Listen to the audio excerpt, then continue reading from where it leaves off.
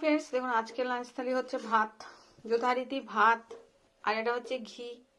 ভাতটা যে একটু ঠান্ডা হয়ে গেছে ওই জন্য ঘিটা গলছে না, ভাতটা ঠান্ডা হয়ে গেছে, দেরি হয়ে গেছে, খুব ঠান্ডা আছে, ব্যাপক শীত। আর এটা হচ্ছে দই, টমেটো আর কচু দিয়ে একটা টক, কচুর টক, দই টমেটো দিয়ে। এটা হচ্ছে লাউ, আলু লাউ পোস্ত, দেখুন লাউ আলু পোস্ত, খুব সুন্দর। আর এটা হচ্ছে বেগুন দিয়ে পালং শাক পোস্ত, মানে যেহেতু লাউ পোস্ত করেছি ওই জন্য পালং শাকটা রান্না করলাম না, পোস্তটা খেতে খুব ভালো লাগে, শুধু বেগুন দিয়ে, এখানে আলু দেওয়া নেই। আর এটা ঘি, আর এটা একটা সন্দেশ, কলাকন্দ, এটা একটা সুইট লাস্টে খাওয়ার জন্য।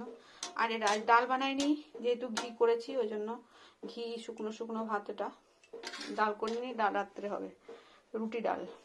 তো এটা আজকে লাঞ্চ থালি, সুন্দর, দেখুন কত সুন্দর।